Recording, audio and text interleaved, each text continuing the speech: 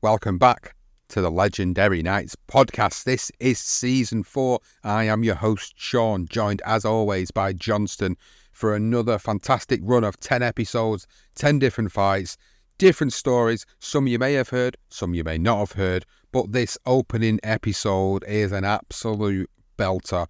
One of the biggest hyped fights I can remember in the last 25 plus years of being a boxing fan.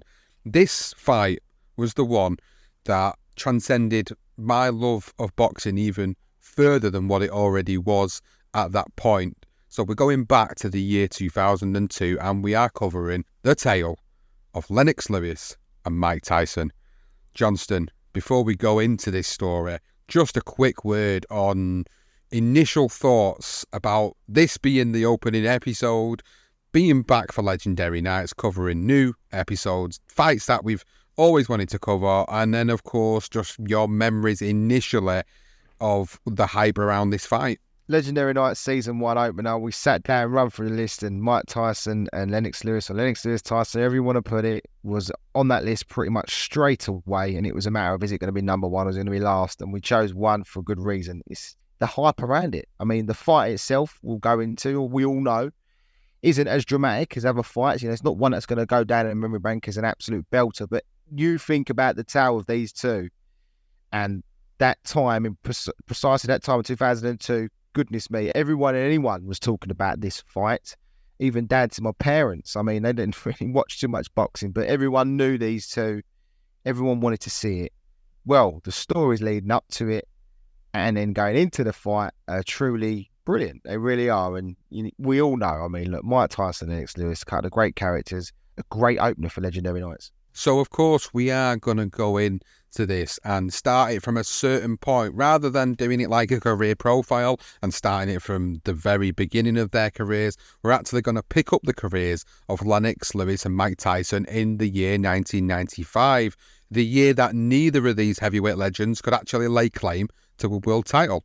Lennox at the time had a record of 25 wins and the one defeat. He had lost the WBC title in a shock KO defeat to Oliver McCall in September of 1994 at Wembley Arena, and was now having to rebuild his career en route to trying to win a world title again.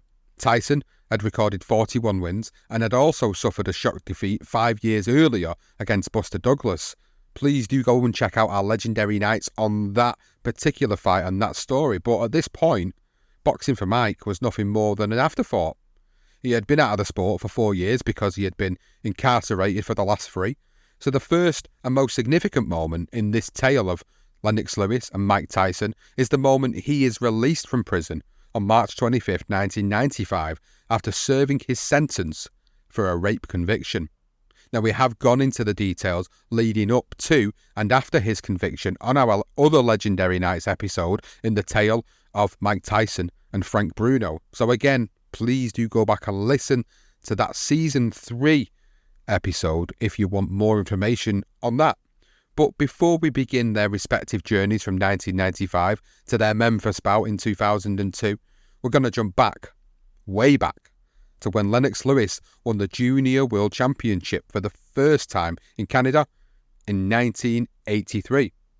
Now, even with the Junior Championships in the bag, Lennox was regularly told that he wasn't really the best heavyweight amateur because he hadn't faced America's best, Mike Tyson. Because Mike and his then trainer, Cus D'Amato, preferred not to fly at the time, he was unable to take part in the championship in Santo Domingo in the Dominican Republic. So Lennox, not one to shy away from a challenge, was encouraged to meet this other heavyweight who people believed was better than him. Yes, and Lennox Lewis, he recalled to Joe Rogan how all this came about. And he said that I won that junior championship in Santo Domingo. And I remember the American team was saying, oh, well, you never fought the best. I thought the Americans sent their best team. Yeah, but one guy, he doesn't like taking planes, and his manager don't like taking planes either. So me and my trainer, Arnie Boehm, left Canada and we drove all the way up there, as in to the Catskills. So Lennox Lewis was 16 years of age and Mike 15, then trained by Cus D'Amato, and this was the first time the two had met. It was also the first time their two trainers had met as well. And according to Lennox, they got along well. So this is their trainers. They had the same type of love for boxing and care for us kids. And it was an important visit because I wanted to learn my craft and be a pugilist specialist, he said. So Lennox remembered that another heavyweight was actually in camp at this time, someone he would go to knock out at Earl's Court in 1992. And he said while we were up there, Donovan Razor Ruddock was up there too. They said Razor Ruddock didn't want to spar us. So I said, okay, I'll spar with you. I'm here for 4 days. So Lewis explained that a young Tyson, actually, before they stepped in the ring with each other, that is, he showed him respect and he gave his amateur rival a glimpse into this incredible boxing knowledge that he had picked up at the age of 15. So Lennox said, the first time Tyson actually met me, he was a really nice guy. He took me to his room and showed me some old flicks that I'd never seen before of old-time fighters. He would tell me about each fighter. He studied them. This was where he gets his style from, his fighting style from. Tyson said, on the return, about Lewis, he said he was a really nice guy, really talked proper, and was really enthusiastic about boxing. Afterwards, they put their new friendship aside and ended up going toe-to-toe in a sparring session. Lennox's good friend and fitness trainer, Courtney Shand, explained what happened at their first sparring session together, and he said, from the very first round, Mike Tyson almost took Lewis's head off. The next day, they, as in Lewis and Arnie, watched some footage of Joe Frazier and Muhammad Ali's fight, The Thriller in Manila, and Arnie told him, this is how you have to box Mike Tyson. So, he went out, and he did that, and he beat up on Mike that day. Cus D'Amato stopped the sparring session, and he told them both, you are both ordained to become world champions, and you will both dominate the sport. Lennox reminisced on 3 days of sparring Mike, and he said, first day in the gym, bell went, he came across, and he was trying to kill me. I did my Muhammad Ali thing, obviously, and stayed away from his power. But the first day was really hectic. The second day was a little hectic, but got better as it went along. And then the last day, I actually got the better of him. Lennox recalled that it was after the sessions, Cus D'Amato said, Mike, you're going to meet him someday. Don't you do that. And that always echoed on my mind. Will we ever fight? I wanted to know if what Cus had said would come true. He also said that Cus predicted that Tyson and Lewis would both become world champions, and Lewis recalled, I felt it too. Years later, Lewis said that he left the Catskills with an admiration for Mike. He said, I liked him. We got to know each other pretty well. We spoke, we went down to the town and went to a dance together. Yeah, Lennox then said that even at this very early stage in Mike Tyson's career, he was a giant because during training in the Catskills, you'd watch him knocking people out easy. I thought he was great, but when the time came, I knew we would meet in the ring. Well, both Tyson and Lewis, at this time, they had their eyes set, of course, on the 1984 Olympics in Los Angeles. But Mike Tyson lost to Henry Tillman, the eventual heavyweight gold medalist, twice in the trials, derailing his Olympic dream. While Lennox made the Canadian team, he lost in the quarterfinals to an American and gold medalist Tyrell Biggs in the super heavyweight class. Mike recalled, it was a real bummer. We both hung out after his loss to his match to Tyrell Biggs, and I decided to turn pro. So they actually hung out after. So Tyson will go on to become the youngest heavyweight champion in history. All the while, Lennox continued fighting on the amateur circuit, with his long-term goal being a gold medal in the 1988 Olympics in Seoul, South Korea. A target that he would achieve, stopping Riddick Bowe, of all people, in the final. But incredibly, Mike Tyson was already the undisputed heavyweight champion, so he had some work to do if they were to ever meet in the professional ranks, as Cus had predicted before his death. However, as we jump forward in the timeline, shock defeats and prison time would simply delay an inevitable showdown. So by 1995, Lennox Lewis, as we said, lost his WBC World Heavyweight title to Oliver McCall. Now, we're not going to go into the details of this fight, but we want to mention what happened in and around this fight because it was a hugely significant moment in Lennox's career. So Pepe Carrera was his trainer before the McCall upset. He had been brought in for John Davenport, and it was a good match. Well, at first it was, in a way.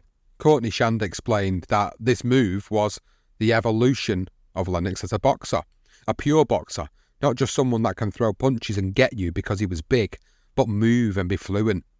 However, after a few fights, Frank Maloney, as we now know Kelly Maloney, sensed that Pepe was not the best fit for his fighter, and he said, I sat with Lennox Lewis and I said, Lennox, you're not responding to Pepe. Please let me sack him. I'll help Harold. I'll help Courtney. We can get through this because you can trust them and they're for you. Pepe is a cheerleader. And Lennox responded by saying, I can deal with it. I'll win this fight and then we can sit down and sort out Pepe. Well, unfortunately, as we know, Lennox lost the fight by knockout and lost his world title in the process. But Larry Merchant and Jim Lampley were quick to cast doubt over the referee's decision to stop that fight when he did, and Merchant said, this is really unusual. When you have a heavyweight championship fight, the heavyweight champion should have a chance to defend his title almost to the last breath. Lampley then responded and said, it's a strange sport and you see strange things all the time.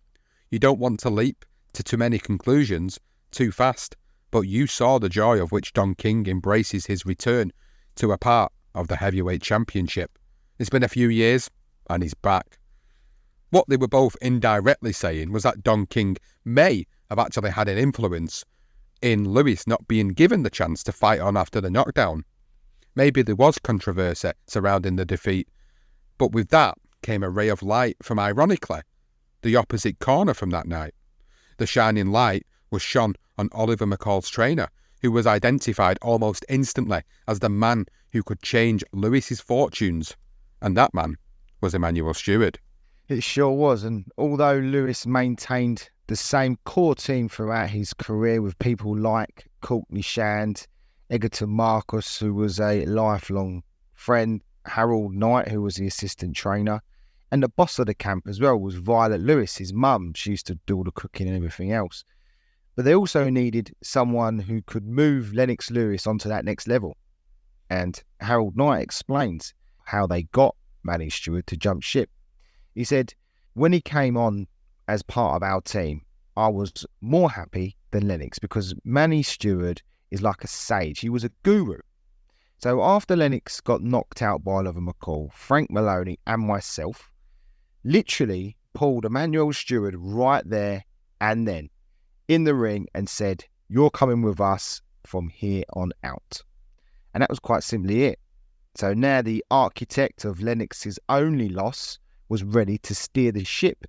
And he said, when I first became involved in Lennox, he was too tentative and too cautious. But I'd always predicted that Lennox Lewis will be a great heavyweight. Well, Manny took on that lead role as the trainer, and Courtney remembers Lennox asking him where he actually had gone wrong against McCall when they were sitting down for dinner one night. And he recalled that Stewart said to him, he actually got up and he demonstrated what McCall did. And then he said, I saw you doing this. This is what we look for. We knew this was one of your tendencies and we wanted to lure you into that position. And we're going to go to the gym and we're going to change that so you never get caught with that punch again. And Dennis Lewis, who is Lennox's brother, said the inclusion of Manny brought out in his own words here, more of the technical side that came out in Lennox. It was more about boxing, more about the jab, and more about the uppercut and the right hook. And Harold Knight spoke highly of what Manny also brought to Lewis and the team, not just in the ring, but also outside of it. He said he wasn't just a trainer, a coach, a mentor. He was a people's person. Now, interestingly, their first fight together came against Lionel Butler and Lennox's old trainer, Pepe Carrera. On May the 13th, 1995 in Sacramento, Lewis and Manny got off to a flyer with a fifth-round knockout of Butler. That victory was quickly followed up with a fourth-round knockout of Justin Fortune just 2 months later in Dublin, Ireland. The next target would be for the less prestigious IBC heavyweight title in October. But before that, a certain Mike Tyson finally made his comeback. In the summer of 1995, Tyson made his eagerly anticipated return to the ring against Peter McNeely in a fight that lasted just 89 seconds due to a disqualification. McNeely's manager was at fault when he entered the ring to prevent his fighter from taking any more damage, resulting in referee Mills Lane stopping the fight. Although short, the fight itself was a financial success, grossing $96 million worldwide, including a then record $63 million in pay-per-view buys, with the fight being purchased by 1.52 million Americans. So with Mike now back in the heavyweight fold, along with other big names like Evander Holyfield, Riddick Bowe and of course Lennox Lewis, big fights in the future beckoned. On October 7th, Lewis then fought and won that IBC heavyweight title when he stopped Tommy Morrison at the Convention Hall in Atlantic City, New Jersey.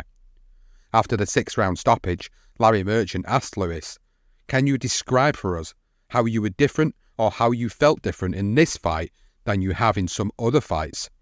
Lennox gave the credit to his new trainer. "Definitely Emmanuel Stewart. I have to give credit to Stewart and the team behind me, Courtney Shand and Harold the Shadow Knight. They've helped me develop this." Now, while Lewis was moving along nicely, his rival Mike Tyson was back before the end of the year on December the 16th, 1995, in Philadelphia. And Mike went on to knock out the undefeated Buster Mathers, who was actually 20-0 at the time, in the 3rd round before getting a shot at the WBC heavyweight title in March 16, 1996, against the holder, Frank Bruno, in Las Vegas. Now, we have been through this rematch on our Legendary Nights episode, The Tao of Tyson-Bruno, but in short, this was Bruno's first defence of that WBC heavyweight title. It was promoted by Don King Productions, televised live on pay-per-view by Showtime, which actually generated 1.37 million buys and 58.3 million pay-per-view revenue. Goodness me, he was a huge star even coming out of prison.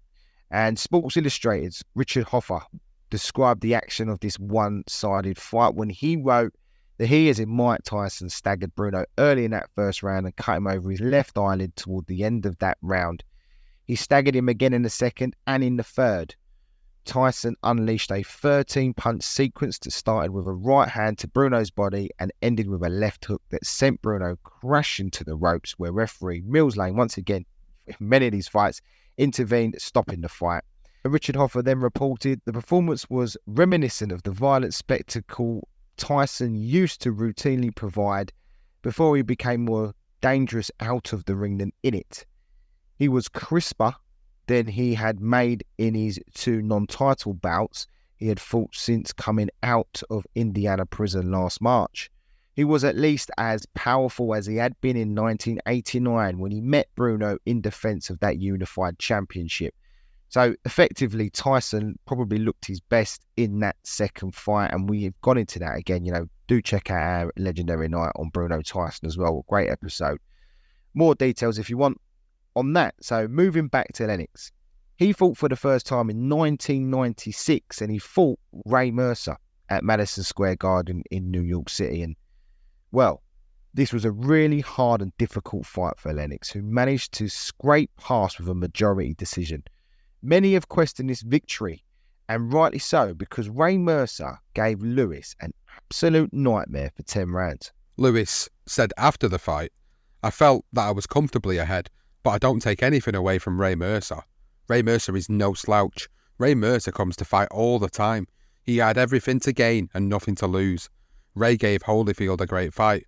He gives everybody a great fight." Mercer was adamant that he won the fight then, and he still does now. He said after the controversial loss, "I did the best I could. I don't know what the judges were watching.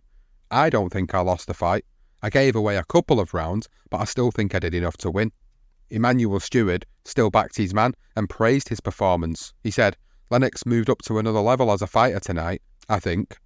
It showed that if he has to go to war and gut it out, he can do it." It would be 7 months before Lewis would be back in the ring again, even though the win over Ray Mercer had made him the mandatory challenger for the WBC title. However, now it was waiting for Dodgy Don King to act, which of course would take time because the real money for him was a fight between Tyson and Holyfield. However, at the time, it was reported that Lennox had turned down a $13.5 million guarantee to fight Mike Tyson for the WBC title and instead accepted $4 million from Don King to step aside to allow Tyson to fight Bruce Seldon in a unification match. The WBA title was placed on the line along with Tyson's WBC version on September 7, 1996 for an expected $30 million. The intention was that if Tyson defeated Seldon, he would fight Lewis next. Tyson added the WBA belt by defeating champion Seldon in the first round. It's not a fight to go back on. Seldon was severely criticised and mocked by the press for surrendering his title without much of a fuss. We did explain this and the fact that Tyson had to relinquish the WBC belt following his victory over Seldon because he wasn't interested in facing their mandatory challenger, Lennox Lewis. And we did explain that in the Tyson Holyfield Legendary Nights episode. Mike admitted this as well, and he explained his reasons, which are quite fair to be honest. He said, because of some bullshit lawsuit by Lennox Lewis, I had to relinquish my WBC belt right after the Seldon fight. Lewis was the mandatory challenger, but I wanted to unify the titles. So now I just held the WBA belt, and my next opponent was Evander Holyfield. So Tyson actually admitted as well not to feeling ready for this Holyfield fight. And he said, I told everyone that I wasn't ready for the major league fights, he said. That's exact words. But Don was pushing me and I wanted the money. And I was being greedy, so I took the fight. With his heart not quite in boxing, not really fancying the Holyfield fight, but in need of the money, he said there was no fun in getting into the ring for me anymore. Once I left prison, the fun really died. That's why I had a guy like Steve Crocodile Fitch around me then. He was a good guy and he always motivated me, got me psyched to fight. He was also a training nut and I needed someone like that pushing me then. Even with that motivator close by Tyson, he still admits to not really training all that much for the first fight with Holyfield. I looked at some of his fights and I didn't really have any particular strategy going into the fights at the time. Usually it was just go in and hit him. So it was Crocodile, aka Crocker they used to call him, that told Mike, you're going to kill this guy. So Croc wasn't the only one who believed that Mike would have an easy night's work against Evander Holyfield. So did the press. And we did go into this in the Legendary Nights episode. We're not going to sort of go over all this old ground, but that was a general consensus going into that fight. This gave Mike more confidence and belief, but that was quickly squashed as soon as they went at each other in the ring. Now, as we've said, we have actually done a Legendary Night on the tale of Tyson Holyfield, so if you want more details on both of their fights, please do go back and listen to that episode. Effectively, Tyson would lose both fights, the first in November 1996 by an 11th round stoppage, and the second was, of course, the famous bite fight on June 28, 1997, also at the MGM Grand in Las Vegas, where Mike got disqualified for feasting on Holyfield's ear. In between those fights, Lennox Lewis managed to gain revenge and take home the vacant WBC title against a very emotional Oliver McCall on February the 7th at the Las Vegas Hilton. It was sweet revenge indeed for Lennox, but McCall's strange behaviour was more of a talking point than the fight and the performance from Lewis. McCall refused to go to his corner after the third round and just walked around the ring. In the fourth, all McCall did was cover up, walk around the ring and throw a couple of punches at the end of the round. Referee Mills Lane took McCall by the arm and led him to his corner. McCall cried as Lane and his handlers talked to him, trying to figure out what was wrong. McCall told them, "I want to fight. I need to fight." McCall threw just one single punch in the fifth before Lane stopped the fight 55 seconds into the round. After it was stopped, McCall was booed loudly as he walked back to his dressing room and refused to talk to anyone. It certainly took the light off the fact that Lewis was now the new WBC heavyweight champion once again, and he said, "At first, when he was walking away, I thought he was trying to trick me or something." Yeah, it was a strange performance from McCall, and that would be putting it lightly, to be honest with you. Mills Lane didn't hide his feelings, saying more to the point, I think the young man really needs to talk to someone in the mental health field. Well, Lewis then went on to dominate his next three contenders, who many thought would give him trouble. So Henry Akinwande was disqualified in the 5th round for excessive holding on July 12, 1997. Andrew Golota was impressively knocked out in the 1st round in October, and Shannon Briggs was actually stopped in the 5th round on March 28, 1998 in a great fight, and we recommend you go and look at that one if you haven't seen it. Lewis had hope for unification match with the WBA and IBF heavyweight champion Evander Holyfield following his win over Briggs, but Holyfield had to fulfill his mandatory obligations against Henry Akinwande, one of Lewis's former opponent, who would then eventually, so Akinwande would pull out of the fight due to illness and was actually replaced by a guy called Vaughn Bean. So as a result, Lewis agreed to match with the WBC's #1 contender, the undefeated Zeljko Mavrovic, on September the 26th, 1998. Now, despite the Croat fighter's impressive record, I suppose, on paper, Manny Stewart was critical of his challenger, stating that he has one of the least impressive records I've seen. There's no important names on it. So the fight was billed as the Battle of the Giants and showcased in Connecticut, and the Washington Post actually reported on the fight, and they wrote that Mavrovic boxed well in the first few rounds before Lewis took charge in the 4th, landing several hard rights to the head and good shot to the body. In the 5th round, Lewis landed several jabs and left hooks and a right to the body that made Mavrovic grunt. The Croat tried to stay in close with Lewis, but simply didn't have the power to take control of the fight. His best round was in the 7th when he shook Lewis. However, Lewis had enough stamina to beat challenger to a unanimous decision before a crowd of 4,000 fans in a tent in Mohegan Sun Casino. After the victory, Stewart was critical of his fighter's stamina, and he said, "Lennox definitely was huffing and puffing by the 3rd round. I can't explain why. Lennox definitely trained hard for the fight."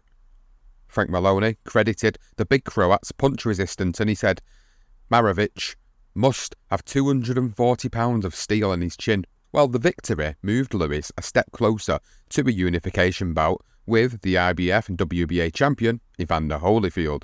Lewis said, "He knows where to find me. It's up to him to sign the contract." Now, while Lennox was trying to secure an undisputed title fight with Holyfield, Tyson at this stage was left in no man's land following his disqualification against Holyfield in their rematch. The Nevada Athletic Commission fined Tyson $3 million and revoked his boxing license. The chairman of the commission, D. Elias Ganem, told the press in July 1997 that we must take the most stringent action available to us. That is my personal view. And that's what they did, a 1-year ban with the option to reapply for his boxing license a year later and each year afterwards if he was rejected. It was possible for Tyson to still fight overseas while trying to get his license back, but while he was still on probation for his rape conviction, his chances of being granted permission to leave the country were limited. The likelihood of him fighting again was when his probation ended in March 1999. Tyson's ban was eventually lifted after 15 months and 10 days when a 5-man committee voted in favour of reinstating his boxing licence by a vote of 4-1 on October the 18th, 1998. So 3 days before Mike was allowed to get back to his boxing, Evander Holyfield signed a contract with Don King for the World Heavyweight title unification fight with Lennox Lewis. And The Independent explained that Holyfield's attorney, Jim Thomas, confirmed last night that the WBA and IBF champion signed a contract after a 4-hour meeting with King. Lewis, who holds the WBC title, has still not signed his contract. But Thomas said that following Holyfield's signing, King called Panos Eliades, who is Lewis's promoter at the time, and was told, "Send us a contract and we will sign."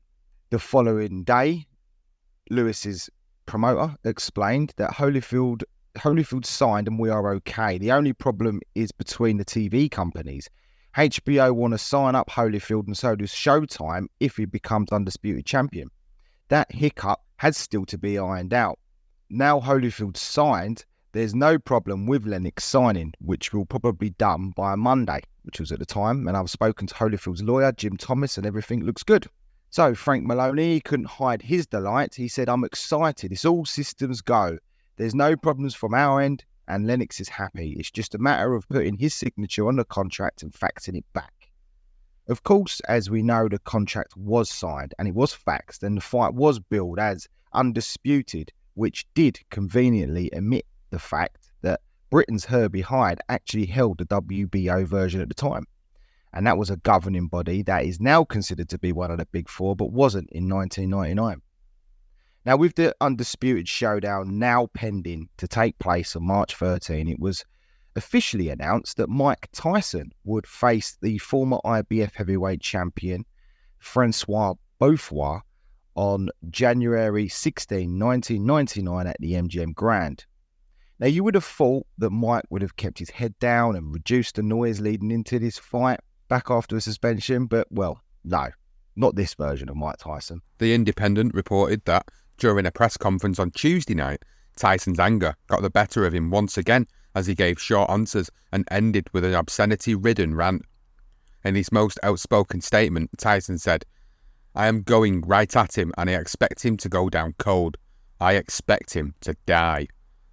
Tyson was on the road to destruction at this point in his life. He had already pleaded a no contest on assault charges stemming from an August traffic accident in Maryland and was facing up to 20 years in prison. The Independent also went on to write, asked if he thought he would be able to avoid trouble that long, Tyson said, "I don't know anybody who stays out of trouble for 20 years. I may not live for 20 years. The uncertainty has clouded Tyson's boxing future, but talk has inevitably moved onto the prospect of Tyson meeting the winner of March's unification bout between Holyfield and Lennox Lewis." Tyson said, "It is one fight at a time. One fight at a time. Let's just get through this one. Then I will answer questions about the next." Well, BBC Sport reported on the fight, and they wrote, "The bout proved that while the former two-time champion may have lost a lot of his skills, he still has the punch to get him out of trouble, dispatching his opponent with a short but deadly right hand, which deposited the South African on the canvas." And Tyson's post-fight quotes indicate that the convicted rapist is still battling his inner demons when he said, "Show me respect and stop writing trash about me, then I'll show you respect. I'm a man. I lived it and I'm not afraid to die. But when I die, I'm going to paradise and I'm not worried. I'm in no hurry to die, but no one is going to disrespect me or write nonsense about me without me retaliating back." Well, with Mike back but clearly struggling psychologically and Riddick Bowe now out of the picture, the boxing world turned its attentions to Lennox Lewis against Evander Holyfield on March 13, 1999 at Madison Square Garden in New York City. Holyfield was now considered to be the real deal, with Lennox ranked behind him at number 2 for the last 3 years in a row. That was the Ring Magazine's rankings, by the way, so there was only one way to settle it, and that was in the ring. Holyfield said, "Riddick Bowe didn't want to fight Lennox, so then Bowe came to me. Tyson didn't fight Lennox, he fought me. Each and every time they had an opportunity to fight Lennox, they chose to fight me because they thought I was a less opponent and I always surprised them. So out of respect, I had to face him and give him the opportunity that he had given me of being the 3-time heavyweight champion of the world." At the press conference before the fight, Don King said, "I don't know what it is, but this is a fight that has got us all excited. It brought me out in a cold sweat," he said. So this fight was one of the most anticipated in years, especially for us Brits, who had not seen an undisputed British heavyweight champion of the world this century. It was exactly 100 years to the day that Bob Fitzsimmons lost his heavyweight title to James J. Jeffries, and this was a historical opportunity for Lennox Lewis to cement his name in the history books. The last to hold all 3 versions of the heavyweight world titles and the lineal title was Riddick Bowe back in 1992. Now, we have been through this fight on our Tale of Lewis and Holyfield, but this was a little early in our Legendary Nights format, so we will go into a little more detail than we normally would. Now, the cool, calm head of Manny Stewart understood what this fight meant for Lewis, and he said, "The 2-time heavyweight champion of the world, Olympic gold medal winner, but it won't mean anything if he does not beat Evander Holyfield. He will just be another kid with dreadlocks from England. Holyfield was installed as a narrow favourite, with many believing his calculated pressure would be decisive. Just before the fight, as Lewis made his way from the dressing room, he was held up by fight fans blocking his route to the ring. The BBC reported, there was even a moment when it looked as if the British fighter might become involved in scuffles with the crowd. And we are going to use BBC Sport's account of the fight, and it read that Lewis appeared to create a solid lead in the first 9 rounds and even rallied for the 12th after appearing to fade rapidly in the 10th and 11th. To chants of Lewis, the British hope's best spells came in the 2nd and 5th rounds when he seriously rattled the American champion with a devastating series of jabs. But Holyfield, widely regarded as one of the best fighters of all time, recovered time and time again to trouble Lewis and occasionally make him look tired. And in 2 bizarre incidents, the American appeared first to lift Lewis up in round 1 and secondly to drag him crashing to the canvas in round 7. Lewis finished the fight strongly, winning the 12th round on all 3 of the judges' scorecards. As he clutched with Holyfield in the final seconds, Lewis raised his right hand triumphantly, and the OJ song, "Gotta Give the People What They Want," began blaring out around the garden. It was, and should have been, inevitable, a Lennox Lewis victory by a wide margin, but he was denied his moment of glory. Then on this disgraceful night, no one got what they wanted, least of all Lennox Lewis. The sellout crowd of 21,284, the millions of fans watching at home, the commentators, the experts, the journalists, and even the fighters all expected Lennox Lewis's name to be announced as the undisputed heavyweight champion of the world. But it wasn't to be. In one of the most controversial decisions in boxing history, the fight was actually called a draw. South African judge Stanley Christodoulou saw what we all saw and named Lewis the winner by a score of 116 and 113.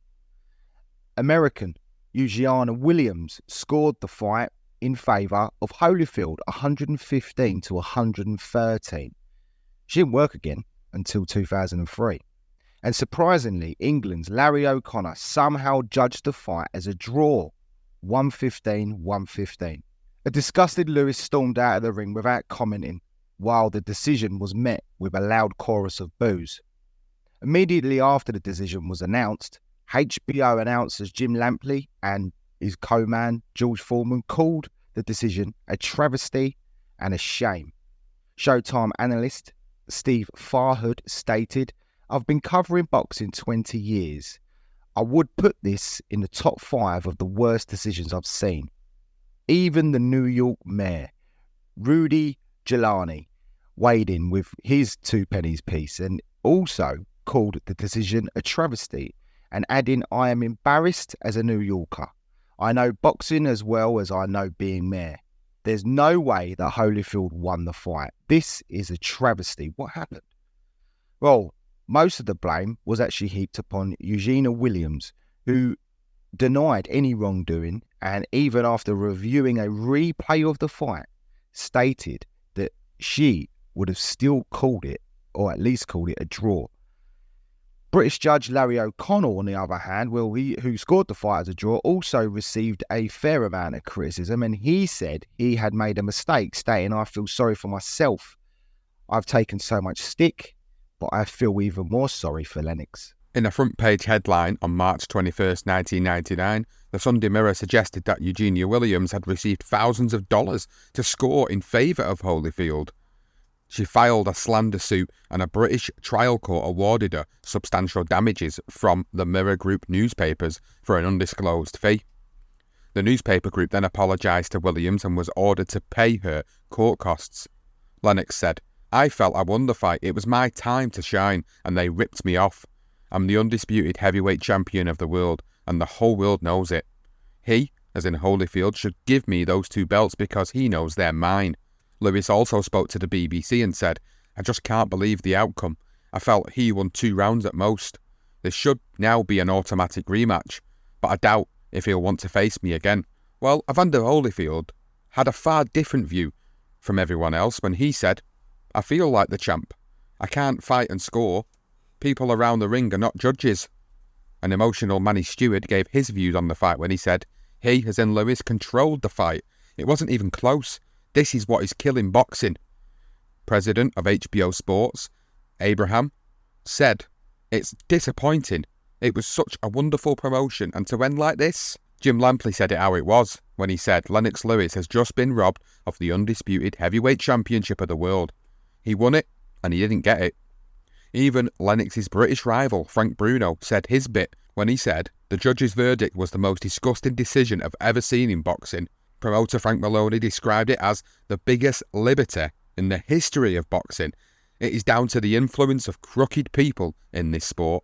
If I were Lennox, then after this disgrace, I would retire. The decision basically meant that both fighters kept their world titles, but it stunk to high heaven, and still does. There's a bit of a whiff today, to be honest, and that's over 20 years ago. So if you ain't seen it, go and have a look. It's a terrible decision. So 8 months later, and Lewis did get another opportunity, another chance at the undisputed title against Evander Holyfield at the Thomas & Mack Center in Las Vegas. Thankfully, this time the verdict was a correct one, and Lewis finally became the first undisputed British heavyweight in this century. The new king of the heavyweight boxing said after, "This was a little tougher than the first fight. I couldn't let my fans down, and I couldn't let myself down because this is my dream." He told Larry Merchant on TV KO, "The Americans didn't want me to take it over the Atlantic to Britain, but I actually persevered and succeeded." Now, while Lewis sat pretty at the high table as the undisputed king of the heavyweights, Tyson got busy, mostly outside of the ring. But he did start to clock up a few more victories against modest opposition. He fought a no contest with Orlin Norris in between the Lewis and Holyfield bouts, and then stopped Julius Francis in 2 rounds on January 29, 2000 in Manchester, England. Staying on the British shores, Tyson headed north in the summer to Hampden Park in Glasgow, Scotland, where he knocked out Lou Savarese in the first round. And after that Savarese knockout, the second fastest in his career after Marvis Frazier, he was asked, "Mike, was that your shortest fight ever?" He didn't reply to the question straight away. He wanted to dedicate his victory to his best friend who had passed away recently. He said, "I bear witness there is only one God, and Muhammad, blessings and peace be upon him as his prophet. I dedicate this fight to my brother, Darryl Boehm, who died. I'll be there to see you. I love you with all my heart.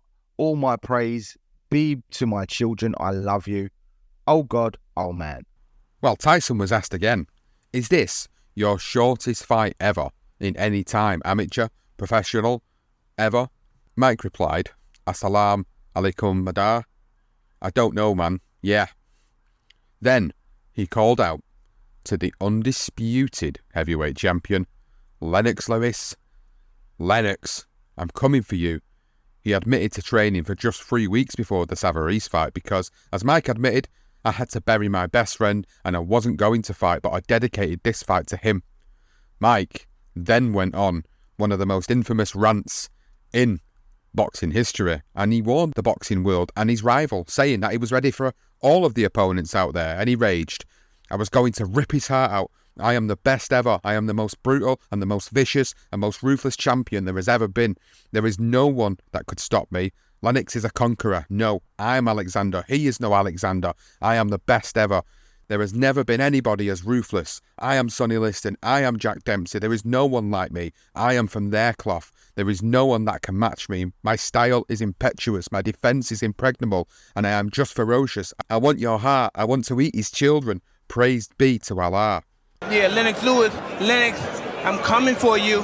Mike, is it frustrating to train like you did and then have this in 7 or 8 seconds? For this fight, I only trained probably 2 weeks or 3 weeks for this fight. I had to bury my best friend, and I dedicated this fight. I wasn't going to fight. I dedicated this fight to him. I was going to rip his heart out. I'm the best ever. I'm the most brutal and vicious and most ruthless champion there's ever been. There's no one can stop me. Lennox is a conqueror. No, I'm Alexander. He's no Alexander. I'm the best ever. There's never been anybody as ruthless. I'm Sonny Liston. I'm Jack Dempsey. There's no one like me. I'm from their cloth. There's no one that can match me. My style is impetuous. My defense is impregnable. And I'm just ferocious. I want your heart. I want to eat his children. Praise be to Allah. Well, Lewis later recalled about this long rant from Mike Tyson. When he said he's coming for me, I'm like, he's coming for me? He's crazy. Doesn't he realise I'm coming for him? He then elaborated on Mike's statement about his kids. When he said he's going to eat my kids, my mum said, "What's he talking about? You don't have no kids. I'm not into that vulgar jailhouse talk." Well, as you can tell, Mike wasn't in the best frame of mind, and he admitted in his autobiography that after conducting his interview in the ring and dealing with Savarese with ease, I stormed away. I was doing all this ranting because I was losing my mind. Well, he sounds very much like he was, and Tyson explained that I was getting so high. My brain was getting fried. I was taking phrases from the Shaw Brothers karate movies like Five Deadly Venoms. I was quoting the Apocalypse, my favourite cartoon character. He was just a black badass, and he always spoke so nobly. Watch me and tremble as I bring you the purity of oblivion to your world. I was a little guy, but I talked big like that. I was talking that WWE wrestling patter, eating his babies. I thought I was a tough badass, but I was really just a showman in my blood. The difference between the two camps at this time was a complete contrast. Lennox had people we could trust around him. He was the main man in the heavyweight division at the turn of the new century, while Mike was off the rails and stumbling and bumbling his way through life with people that did not have his best interests at all. It's almost unbelievable to think that many still gave him a chance against Lennox Lewis, that Lennox Lewis machine, when they would eventually meet. He was now just feeding off of his reputation. And Mike laid bare in his autobiography where he was at this point psychologically, and this is an in-depth extract from his book, and this is what he said. So one of the reasons why I was in such great shape for the two fights in the UK was that I had taken to walking 30 miles a day, sometimes in 105-degree weather. I usually walked alone, but I had some foolish friends who thought that it might be a joyride to walk with me and pick up girls along the way. But it wasn't like that. There was no talking, no stopping. I was just zoning out. One friend of mine had a heart attack while walking with me.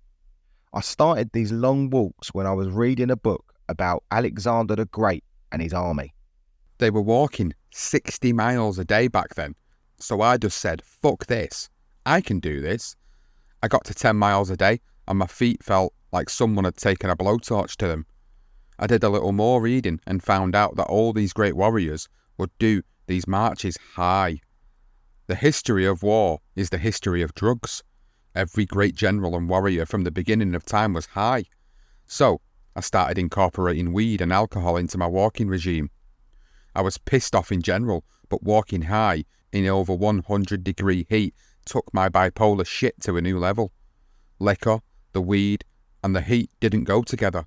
I'd be walking bare-chested with my shirt tied around my head. My pants were falling off because I'd lost so much weight. The sun had fried me, so I was as black as tar. I looked like a crackhead. People would see me and they didn't know if it was me or not. One guy came up to me for an autograph and pow, I smacked him. I saw a girl I had slept with one time who worked at Versace. She was concerned about me. "Mike, are you alright?" She asked me. "Fuck you, bitch," I yelled at her. "I hate your guts. I never liked you." The sun had really fried my brains. I was losing my mind. Well, with Mike in a mess, and clearly needing help and guidance, the year 2000 was prime time for Lennox Lewis. He fought Michael Grant on April the 29th at Madison Square Garden for his first visit back since the first Holyfield debacle. Grant was a 6'7" heavyweight from Chicago who was bigger and 7 years younger than Lewis, but Lennox busted him up in just 2 rounds before heading back to England and stopping Francois Botha on July 15th at the London Arena. He would have one more fight in 2000 against a real live wire, someone many considered to be one of the best heavyweights to never win a world title at this time, and that was David Tua, but we will come to this one later. Because 1 month after Lewis's homecoming, Mike was back in the ring against his most genuine opponent since Holyfield, and that was Andrew Golota from Poland. Mike admitted that he was a bit worried about his next matchup, and he recalled, "The night before the Golota fight, I was really nervous. When I saw Golota in person in the weigh-in, I freaked out. He was really big and crazy, and he had big red bumps on his back. You look like a fucking leper. What the fuck am I doing here fighting this big crazy guy? I kept thinking while I was laying in bed trying to sleep. So I lit up a joint, and as soon as I took the first toke, my whole mood changed. Fuck that nigger, I thought. Whoa, I needed that joint. But at the press conference, Mike was in self-destructive mood. If he wasn't already, well, he recalled what happened, how it went down, and what he said. I'm a convicted rapist. I'm an animal. I'm the stupidest person in boxing. I gotta get out of here. I'm gonna kill somebody. I mock screamed. I'm on the Zoloft thing, right? But I'm on that to keep me from killing y'all. That's why I'm on that. Listen, now I'm out here fighting, right? They got me on some shit that got my dick fucked up, and they got me on all type of shit, right? I just keeping it real, right? I don't want to be talking to Zoloft, but they are concerned about the fact that I'm a violent person, almost an animal, and they only want me to do the animal in the ring. I was on a roll, or at least on some deep weed. You report on boxing, but you all never have fought, never been the champion, and you don't know our pain, our sweat. Don't know it's so fucking lonely. Boxing's the loneliest sport in the world. You know what I'm saying? I didn't fuck my wife in a year. Do you think I give a damn about Andrew Galotta? I haven't seen my kids in months. Why? One of the reporters interrupted my monologue. None of your damn business, white boy. But I haven't seen them in months. And you think I give a damn about you? And any of y'all? I don't care if I'm living or dying. I'm a dysfunctional motherfucker. Bring Andrew Galotta on. Bring those guys. They can keep their title. I don't want their title. I want to strip them of their fucking health. Because I'm in pain. I want to see them in pain. I want their kids to see pain. Lennox Lewis, I want his kids to go, "Oh, Daddy, are you okay, Daddy?" Yeah, I don't care about them because they don't care about me and my kids. Well, on August 20th in Michigan, two very unbalanced fighters engaged in ring combat. Galotta, although behind on the scorecards, was very much into the fight, but retired on his stool saying, "I quit," to the cornerman, who acted in disbelief. Later, it was revealed that Galotta had a broken bone in his head, which could have pierced his brain, should the fight have continued. The Polish man claimed in the dressing room that Tyson was headbutting him all the time during the fight, but the referee didn't warn Tyson. Initially, the fight was awarded to Tyson via a third-round stoppage, but was later changed to a no contest. And we're going to let Mike explain why that was. So he said, as soon as I got back to my dressing room, the Michigan officials rushed in to give me my urine test. So I didn't have time to get the wizard from Steve Thomas. So that was the guy who's going to get to piss in the pot for him. I had to give him my own urine. Of course, they found the weed in my system. They should have given me a bonus for fighting under pot because it dulls your aggression. They suspended me for 90 days, which didn't matter because I wasn't going to fight anyway. But they also fined me $5,000 and made me donate $200,000 to a Michigan-based charity. And they took away my TKO and changed it to a no decision. So 3 days later, Mike was actually fined further at $187,500 for accidentally hitting the referee in the Glasgow fight against Lou Severis. That was the largest fine apparently in British history, and Tyson wasn't concerned. He said, "I looked at it as a value-added tax. Besides, I was getting ready to make $20 million fighting Andrew Galotta, the foul pole." So, that's where Tyson was, and we're going to jump back to Lennox Lewis, who a month after Tyson's fight, he fought the Samoan David Chua at the Mandalay Bay Event Centre. A guy who was actually compared to Mike due to his size, and he was also difficult to hit. However, Lennox showed his ability to adapt to any style and won a 12-round decision, a performance that Jim Lampley called an artistic performance by a heavyweight champion who at the moment looks impregnable. Well, in December, Lennox completed an excellent year when he took home the BBC Sports Personality of the Year award on the same night that his hero, Muhammad Ali, was handed the Sports Personality of the Century. In 2001, Lennox's team were beginning to look at their investment and wanted to branch out in more endorsement deals, and they matched him to a fight against Hasim Rockman in South Africa on April 22nd, 2001, as they began to think of the commercial element rather than just his boxing side. Well, Frank Maloney noticed the change, and when he was informed that Lewis's next fight would be in Africa and that his training camp would be moved to Las Vegas, Maloney said because he was in a film called Ocean's 11, Rahman arrived in South Africa 3 weeks before the fight. Lennox turned up 7 days before the fight. And Jim Lampley explained why this was important. He was also filmed for a scene in the movie and remembered, on one of the days, Lewis was there to shoot with Vladimir Klitschko. We were all aware that South Africa was a fight taking place at 6,000 foot altitude. So while his opponent, Rahman, was already training in South Africa and acclimatising himself with the altitude, Lennox was in Las Vegas, filming the remake of the 1960 Rat Pack classic. Lewis took time out of his training schedule to do 3 long days of filming on the set of Ocean's 11. A confident Lewis told the press, "I don't believe everything the scientists say about altitude.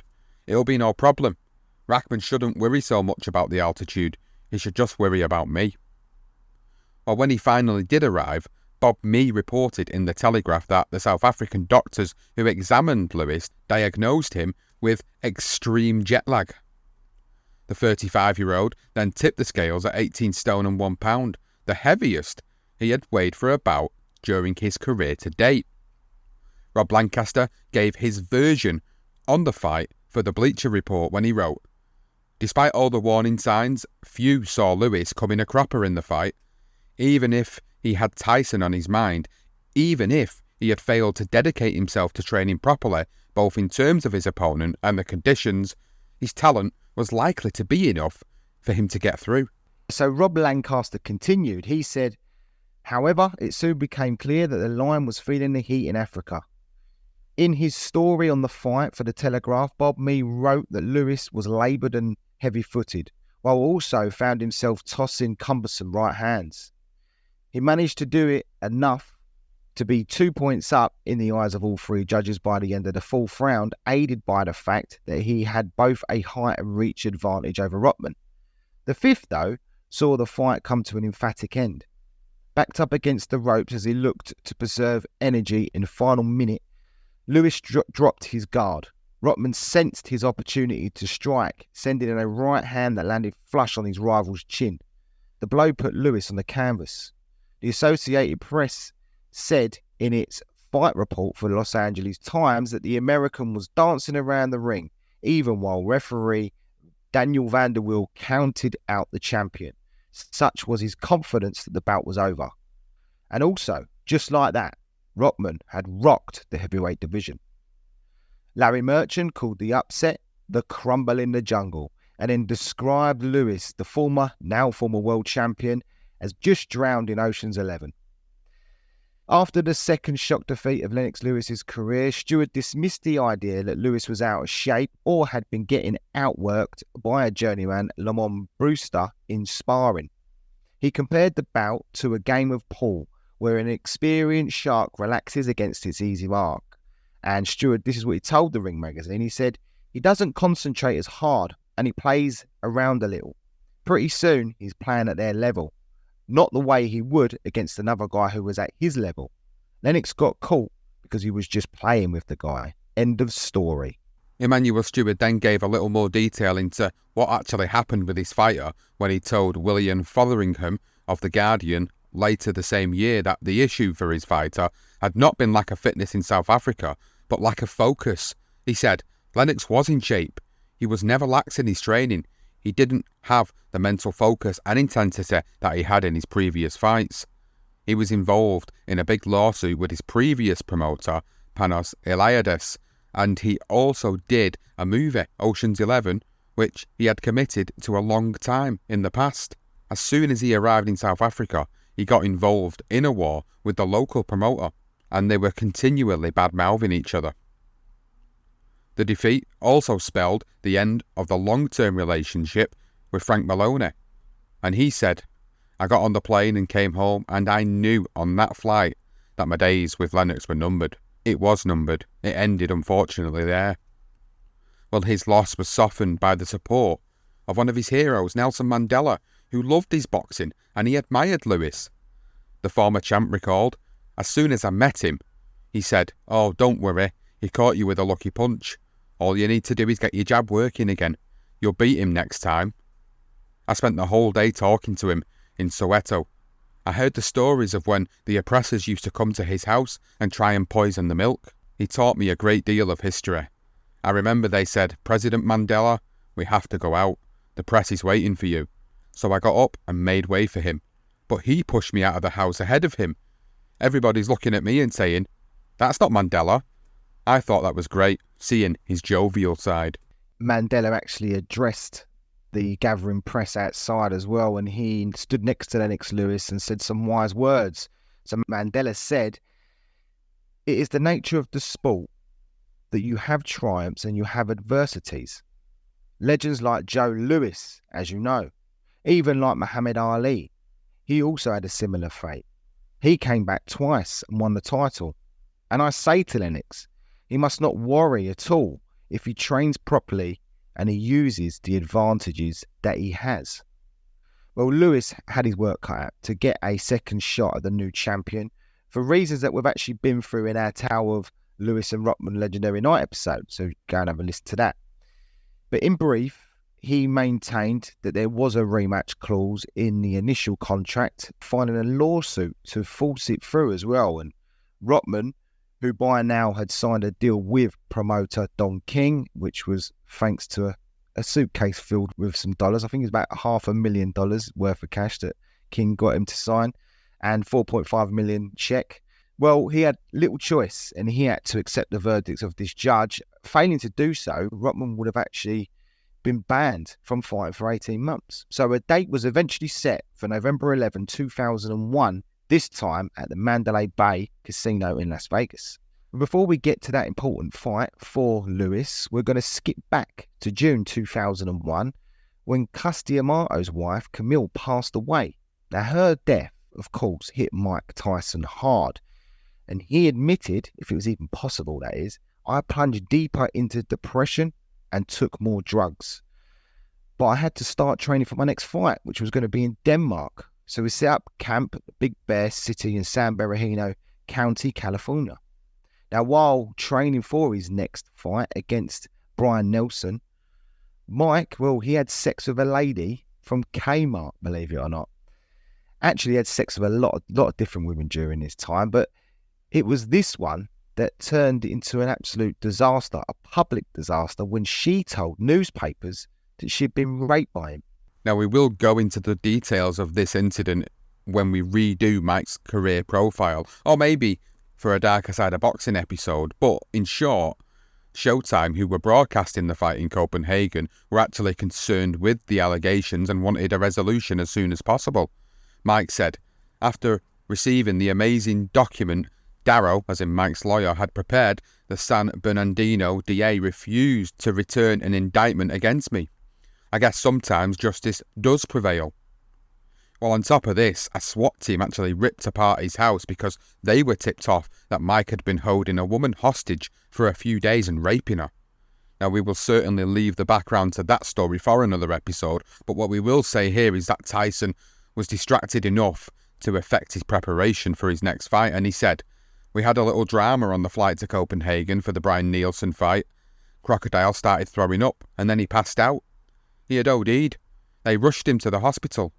3 days went by, and we actually thought that Crocodile had died. But when we went to the weigh-in, he showed up, like nothing happened. Croc was one of those guys who could do drugs night and day, and then stop, cold turkey, and go train a fighter for 6 weeks. Then he'd come back and get high like nothing happened. Yo, man, what you been doing, I'd ask him. Listen, I haven't got high since the last time I saw you, he said. Listen, I haven't stopped since the last time I saw you, I said. Fuck, how do you do that? When I get high, I have to be arrested to stop. Well, on October 13th, 2001, Tyson battered Nielsen into a 6-round retirement and then enjoyed the nightlife in Denmark and beyond. He did, and Mike recollected that after a few days of partying in Copenhagen, everyone went back home, but Crocodile and I stayed and partied all over Europe for the next 2 months. We went to Amsterdam, of course, and smoked the whole time. That was where I finally learned how to roll a blunt. I was so high and still tired from the fight. So we just got some girls up to our massive suites in the hotel and stayed in for most of the time. From Amsterdam, we went to Barcelona. We were all over the place. But then one of my trainers started calling Crocodile, telling him to get me back home. So we eventually went back. So jumping back to Lewis, and while promoting the Lewis and Rockman fight, both men made an appearance on ESPN's interview show hosted by Gary Miller called Up Close. Now, the pair actually ended up brawling during the show after Rockman claimed that his opponent acted gay in the manner in which he had used the legal system to gain an immediate rematch.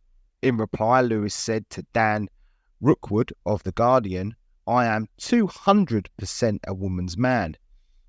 If you are worried about that, bring your sister." Well, obviously, Rookman took offence to that, and the two stood up and went face to face before Lewis delivered a slight push to Rockman, which in turn it turned into a scuffle. As staff run in to sort of break up the fight, Rockman was able to shove Lewis onto a interview table, which collapsed under his weight before the two were finally separated. This scuff added further fuel to their rivalry, which was a bad idea for Rockman, as Lewis came into the fight in top nick, physically and mentally. Lewis quickly showed that he had not cut corners the second time round, and he went on to claim back those 3 titles that he had lost earlier in the year with a brutal stoppage in the 4th round, thanks to a massive right hand. Now the stage was set for the big one. Lennox Lewis versus Mike Tyson, who, let's just say, was busy before he began training. Mike explained that the negotiations to fight Lennox Lewis were in the final stages and we were set to meet in April. So I decided to party a little bit more before I started to train. And Mike, well, he took his partying to a whole other level. He travelled to Jamaica with 2 of his female companions where he smoked weed with Damian Marley, then moved on to Cuba. Not the wisest of moves at the time considering the conflict between the two recently, but Mike wanted nothing more than meeting the people. That was actually the second big thing I did, he said. The first thing I did was snort some coke. I had brought my drugs along from Jamaica. While in Cuba, he got a bad case of food poisoning, but was convinced that he had AIDS, that he had contracted it from one of the ladies he was shagging. Desperate to get checked out, he got tested as soon as he returned home, but the results confirmed that he was HIV negative, and he said, "I was worry-free. I had a huge fight in a few months with Lennox Lewis for the heavyweight title, and I was fucking around in Jamaica and Cuba and not even training, just living a crazy drug-fueled life. I had to be nuts." Now, although the fight was almost confirmed, there was still the odd bits in the contract that needed ironing out, like the fact that Lewis was under contract with HBO and Tyson was with Showtime. For that reason, many thought the fight wouldn't take place. Ross Greenberg, president of HBO Sports, said the fight would be on HBO, or it wouldn't happen. And Showtime senior vice president, Jay Larkin, said Tyson would not fight on HBO. However, the two networks, they eventually agreed to work together. So the pay-per-view commentators were agreed as HBO's Jim Lampley and Showtime's Bobby Sees. Each network also had a team call the fight for a potential delayed broadcast as well. So if Lewis won, HBO would televise the replay and pay Showtime $3 million. If Tyson won, Showtime would air the replay and pay HBO. Michael Buffer and Jimmy Lennon Jr. shared announcing duties. Buffer would introduce Lewis and Lennon would introduce Tyson. The fight was then confirmed to be staged in Las Vegas on April 6, 2002. In retrospect, you can't help but wonder what those surrounding Mike were actually doing. They understood how unstable he was, but instead of supporting him and putting their arm around him and suggesting that maybe they'd delay this fight until he got himself a bit more stable mentally, they chucked him in the ring. That was their aim. It feels to me like they wanted to get him in there against Lewis before he self-destructed. And they did not have his best interests, just their own agendas. The contract also addressed the possibility of the fight ending with a deliberate foul. So if a fighter did commit such an infringement, he would forfeit $3 million of his purse to his opponent. The rule was put in place for only one man, and that was Mike Tyson, of course, although maybe the contract should have extended it to his actions outside of the ring too. So right there, this is where we're going to move on to the fight build-up for Lennox Lewis versus Mike Tyson and their eventual meeting that had been years in the making, stretching back to their teens when they sparred together at Catskills, New York, and when legendary trainer Cus D'Amato predicted the two would become world champions and would eventually fight each other. Well, that time was now.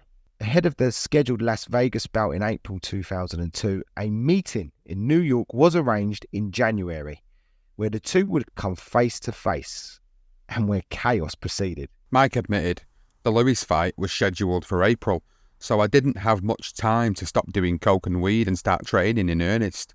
I was still high on coke when I flew to New York to do a big press conference with Lennox on January 22nd. Courtney Shand explained in the documentary, Lennox, The Untold Story, that there was tension when we got to New York. The night before the press conference, he, as in Lennox, said, "If Mike makes a move for me, forget all the money. I'm not backing down from him. I'm not backing up from him." Many in the media, of course, reported on this press conference. BBC Sport Online titled it, "Mass Brawl in New York." And we are going to use their description of events along with quotes from Mike and Lennox. So the BBC painted a picture of the scene. As the massed ranks of the world's media wait for the two fighters to appear, a man starts to shout from the public gallery. It continues for several minutes before calm descends, albeit briefly, as the fighters wait to make their entrance. The organisers then screen a well-produced promotional video showing some of Lewis's and Tyson's greatest hits. It ends as Tyson makes his way onto a podium set up on the stage. Dressed in a dark grey top and black trousers, Tyson stands at the edge of the podium, facing towards where Lewis is preparing to make his entrance. The former champion looks pumped up and focuses intently on the far side of the stage. Lewis, dressed in a grey suit and wearing a woolen hat covering his hair, steps onto his podium and is met by the sight of Tyson walking towards him. Well, it all started when Lewis walked onto that small podium. It was expected that both men would trade insults for the camera.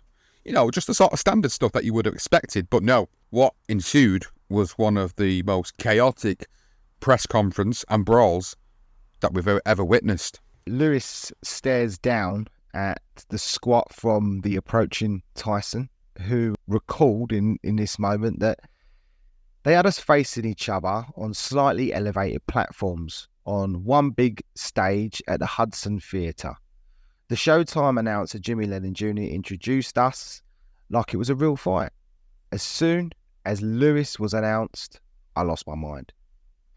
So as he closes to within a few feet of Lewis, two bodyguards spring forward to intercept the American. Lewis recalled the moment he realised the fight was happening sooner than scheduled.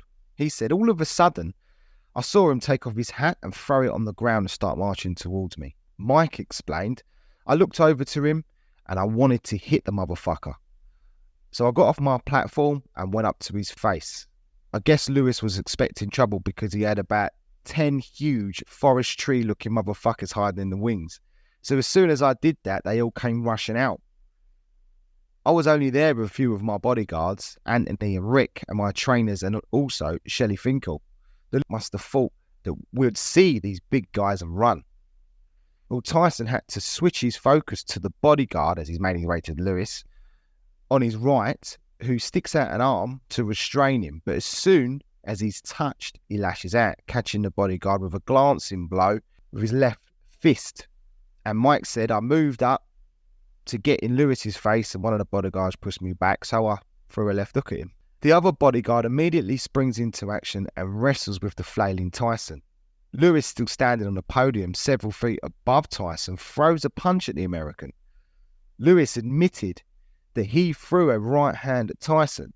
He said, "Boom, I was on it. The first 3 punches were mine and the first bite was his." Lewis continued to describe what happened and he said, "I didn't want that fight to happen. In fact, I couldn't believe it happened. Why would the man attack me?"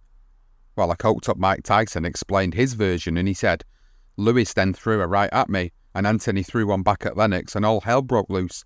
I found myself down on the ground with Lennox, but he was so tall that when we went down, I didn't fall by his head. I was down by his leg, so I bit him on the thigh. He said that he had my teeth imprints for a while after that. They pulled us apart and I couldn't get near him, but I saw his bodyguard who pushed me, so I spit right in his face. Lewis said that I thought it was a sucker move in one sense. We're going to make millions, so I was thinking, what is he doing? Maybe he didn't want the fight to happen. But I don't think the millions mattered at that time. I got in the first 3 punches, but he got in the first bite. I was shocked that he was biting me on my leg. I've never been bitten by a human before. Well, the BBC reported, within an instant, more than a dozen people have charged the stage and piled into the brawl, and the two fighters disappear from view. Lewis is pulled off his podium, and Tyson is buried in the heart of the scrum as security staff and members of both entourages wade into the melee.